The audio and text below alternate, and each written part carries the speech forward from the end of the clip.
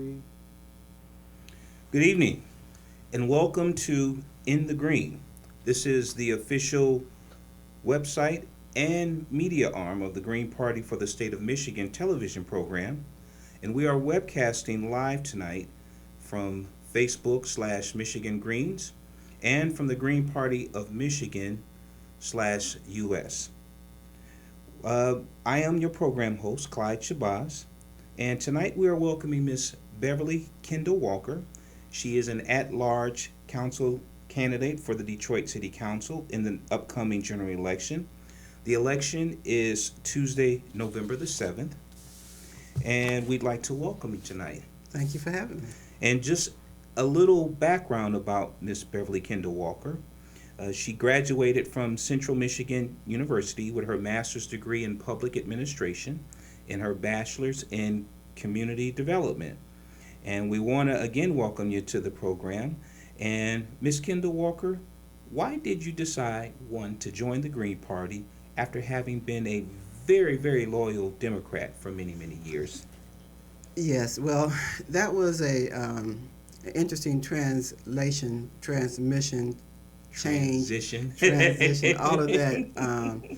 But when the stark reality came to me about the necessity of standing with a pure political agenda for the people that was not convoluted with a whole lot of back behind the scenes type of maneuvers as the party had become and is still today.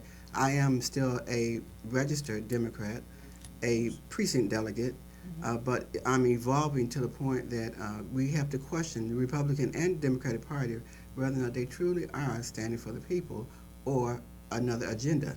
So I find myself in that predicament of what has it benefited my life personally and philosophically, does it match with what really is happening in the Democratic Party?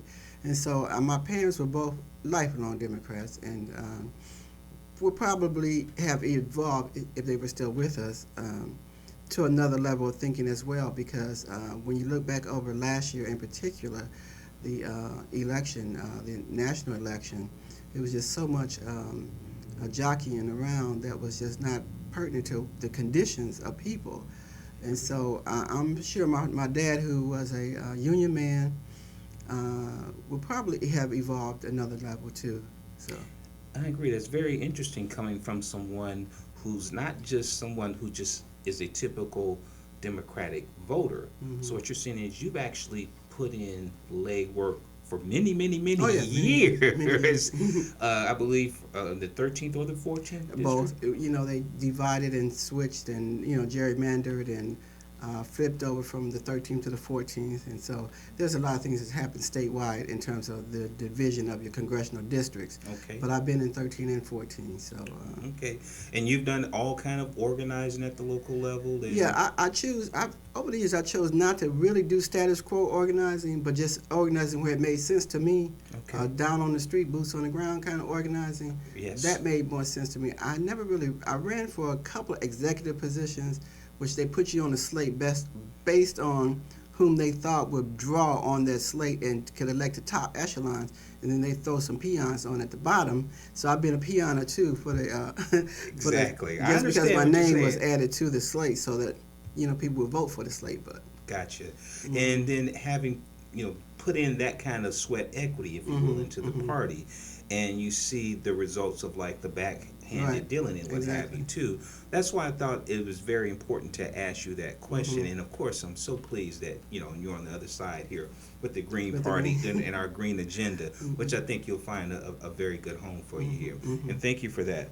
The next question I'd like to ask you, candidate Walker, Beverly Kendall Walker, why are you running for at-large city council in Detroit? Okay. Well, Detroit's municipal elections are nonpartisan, and I'm running because I feel that at the council table, the business of city government is not being really implemented. And so they get so lost in other issues that take them away from the council table. But if we would just concentrate on the business of city council, which is to legislate, not to try to be many mayors, but if they take care of the business of city council, monitoring contracts, monitoring the budget, audit findings, following up, making sure we have fair public policy, fair ordinances that work for the people, Yes. then their job will be full enough where they don't have all these outside photo op opportunities where they're taking them away from the business, and then they come to the table not prepared. They have to reconsider their votes when you should have been prepared in the first place so you can vote correct. If you're listening to your constituents, you wouldn't have to reconsider your vote because your vote would be a true vote from the heart and based on doing due diligence. Too often council members come to the table where they say, oh, I didn't know. Or, oh, can we bring this back in 2 weeks? What do you mean bring this back? I've seen that before. You know, come on. I've seen it. For example, I saw that with the councilwoman over in, is it District 5, the daughter of the minister, I can't think of his Sheffield. name. Sheffield, where when the issue came up where there was a lot of community outrage over the fact that this billionaire, Mr. Gores, who owns the Pistons, had gotten a, what was it, a $34 million loan to build the practice facility. All the meantime, this is money that was shifted away that was meant for the school system. Excuse me, thank you for the correction. And you know, she voted for it, and then when she saw the outrage, I think she was trying to bring it back. She tried to reconsider it. Yes, so I guess that's an example of what you're talking about with the business of how currently with this current crop of council people and how they do business. Very insightful. I wanted to just backtrack, talking about some of your accomplishments. Also, to the audience, I failed to mention here that in addition to her great education, Miss Beverly Kendall Walker has also worked for former council people who were of the people. And I want to mention Clyde Cleveland and Brenda Scott. The late Brenda Scott. And can you, again, expound on some of the time and some of the work that you had an opportunity to do in working for those great council people who really served the people? And they really did. And having worked for two council members who were elected at large, because at that time we were at large city council, and we met as a committee of the whole, which meant you had to be familiar and know all issues that come before a council every single day. So that means I had to analyze public policy and have it organized and categorized so that the member could understand what was going on. Fortunately, I worked for two good council members who I didn't have to do a whole lot of prepping for. And I kept them abreast of what was going on. So I had another staff person who was our senior policy maker, Mr. Don Ransom, who I initially learned from, and Judge Greg Mathis. He worked for both Brenda Scott and Councilman Clyde Cleveland. Interesting. So I followed him. We worked together and for both council members, coincidentally. Okay. But I did learn from Judge Mathis on how to provide and research information and make the correct notes, and so keep our council members consistent with what position they had taken, and kind of gently remind them, send notes to them to say, this is how you voted before, this is what we're going to be consistent with. And so that's what's missing now is they don't have apparently good staff persons, and they themselves, council members currently, are not abreast on what's going on. So they look bad when they come to the table and they have to divert and say, well, I didn't know that, or, oh, really? Like, basically not prepared. Not prepared. Gotcha. And so if you hire people to be on your staff, you want to make sure you have top-notch people who have the same concern and compassion that you have, so they can make sure we always present our best foot forward for the people of Detroit. So too often that is not happening. Even back in the day, all council members' staff, we would pull together our various responsibilities and make sure each council member's office had the same information. So we're operating from the same page. But now they're on different pages, so they don't know who's on first. You know, it's like... So it's like 9 different agendas. Yeah, 9 different agendas. Going on at the same time. Meanwhile, there's not a check and balance, if you will, on the mayor's, which is the legislative body's responsibility is. And it's also the council president's responsibility, because you need 5 votes of whatever issue is going on. And so too often lately they play good cop and bad cop. They'll vote based on what they think is going to pass, and then they'll vote in opposition to it because they know it's going to pass.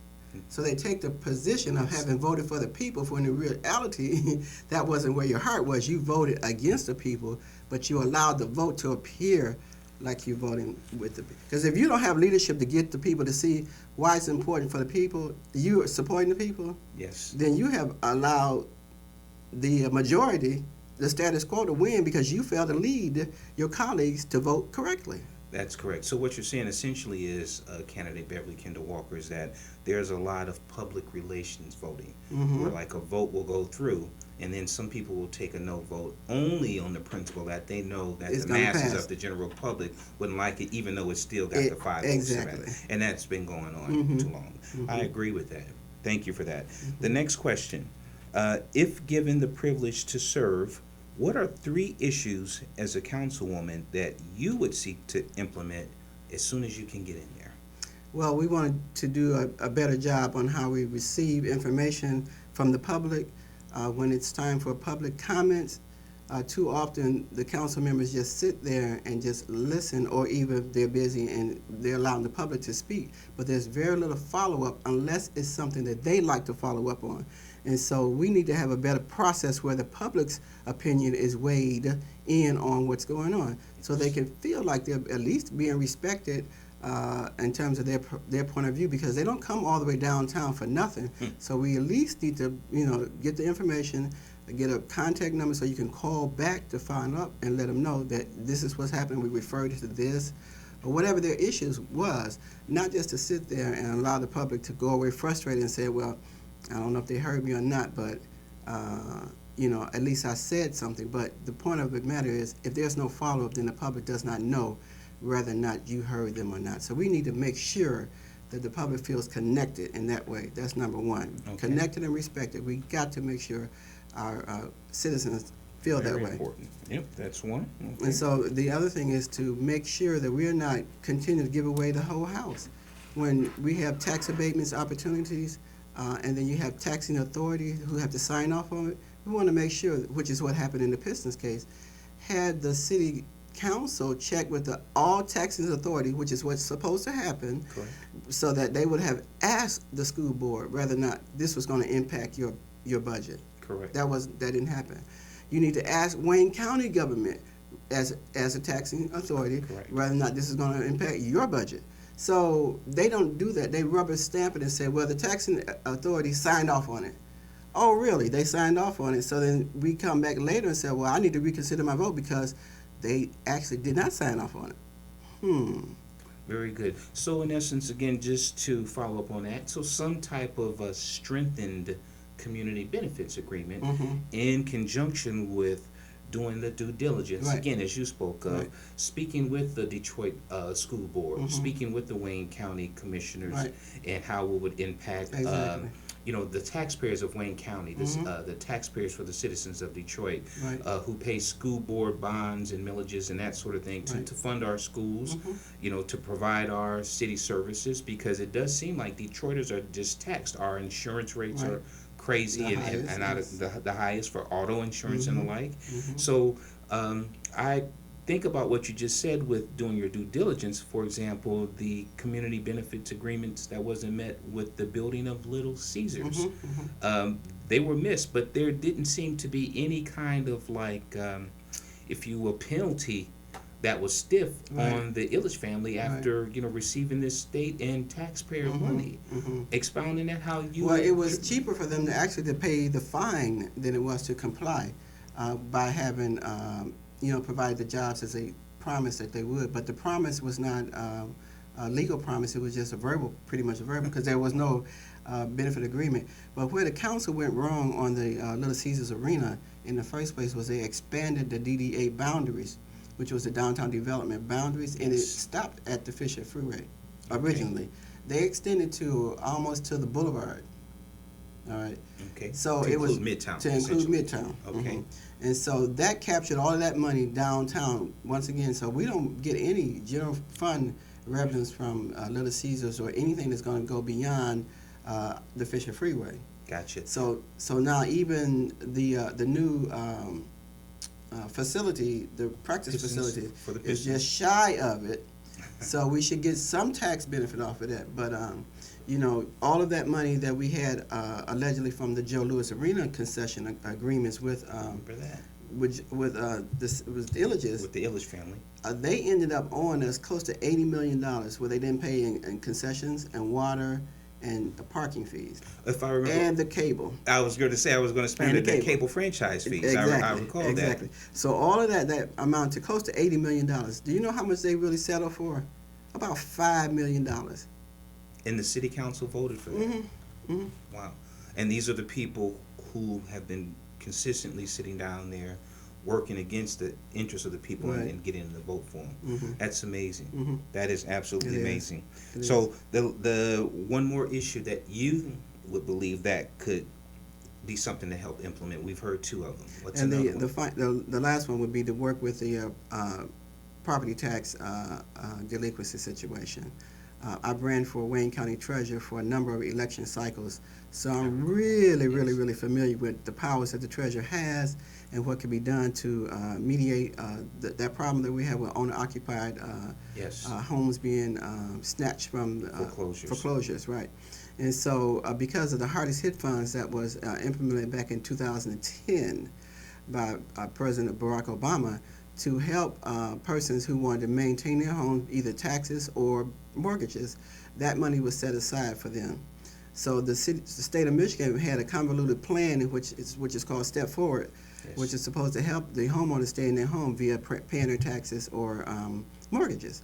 So the city of Detroit, with the help of the council, the mayor proposed to use that money to answer or mediate blight, as opposed to using the money to maintain and keep people in their homes, so then therefore you don't have any more blight. That money was supposed to have been used for that. The treasurer could have demanded that those monies be sent right to him, which was about, at that point, $180 million was the delinquency. Wow. So far we had spent close to $300 million in demolition. That's been set aside for demolition. So if he had gotten his money right off the top, the $180 million, you would have no delinquency and no foreclosure for tax on owner-occupied homes.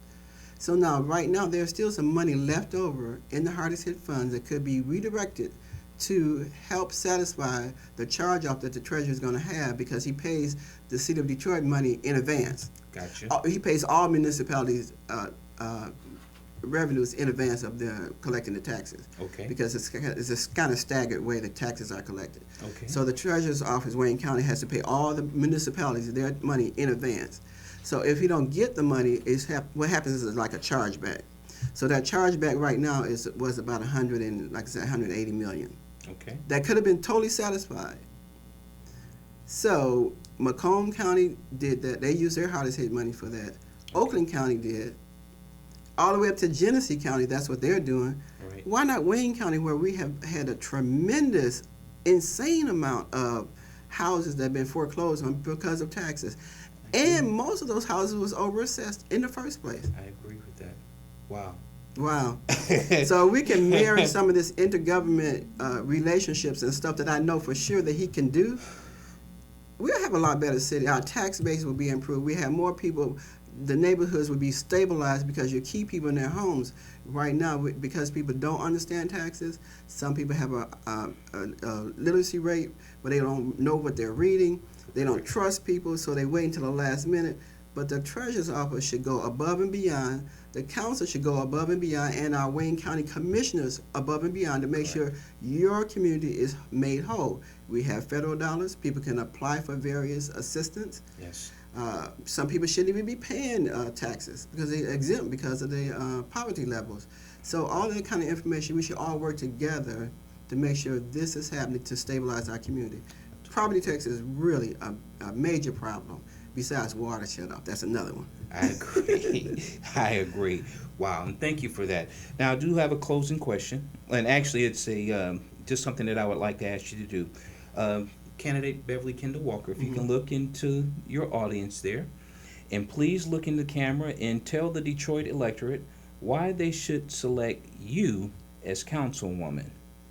Well, again, my name is Beverly Kendall Walker, and I believe that I would make a very good council person based on the experience that I've had and the challenges that I believe that the city is facing, and some of the things that I believe I can help deal with. Because if you don't understand the legislative process, if you don't understand the agenda, the hidden agendas that are played upon the city of Detroit, then you are not going to be affected at the table. You're not going to be able to leverage the table. You need to understand how things work.